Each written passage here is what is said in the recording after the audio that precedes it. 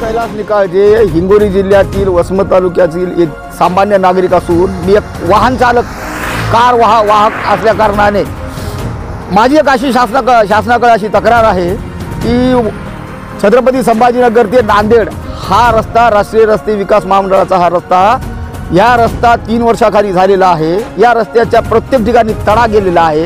हे तडा गेलेल्यामुळं या ठिकाणी अपघातांचं प्रमाण जास्त होत आहे। मोटरसायकल, कार, ट्रॅक्टर या सगळ्याचे अपघात होतात। इथं हजारो नागरिक नाहक बळी जातात। तेव्हा शासनाकडे माझी अशी विनंती एक सामान्य नागरिक म्हणून की संबंधित रस्त्याचा जोही ठेकेदार आहे त्या ठेकेदाराकडून या रस्त्याची डागडुजी करून घेण्यात यावी, म्हणजे सर्व नागरिकांचा प्रवास हा सुखकर आणि बिना अपघाताचा होईल। आणि हे जर शासनानं केलं नसेल तर आम्हाला विनाकारण नागरिक या नात्याने तक्रार जाईल। विठ्ठल नागोराव मस्के या वसमत तालुक्यातला एक सामान्य नागरिक आहे आणि इथे मी या भेंडेगाव पाटीच्या जवळच्या राज्य रस्त्यावर उभा आहे।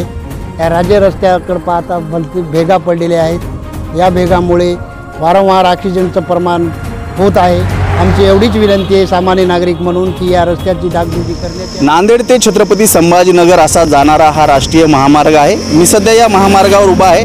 आपण पाहू शकतो की या महामार्गावरून वाहने जात आहेत। अक्षरशः रस्त्याला भेगा पडल्याचं चित्र या ठिकाणी पाहायला मिळते। मोठमोठ्या अशा भेगा या महामार्गावर आपल्याला पाहायला मिळतात। कोट्यवधी रुपये खर्च करून शासनाने हा राष्ट्रीय महामार्ग उभा केला नांदेड ते छत्रपती संभाजीनगर, पण आता या रस्त्याची अक्षरशः दुरावस्था झालेली आपल्याला पाहायला मिळते।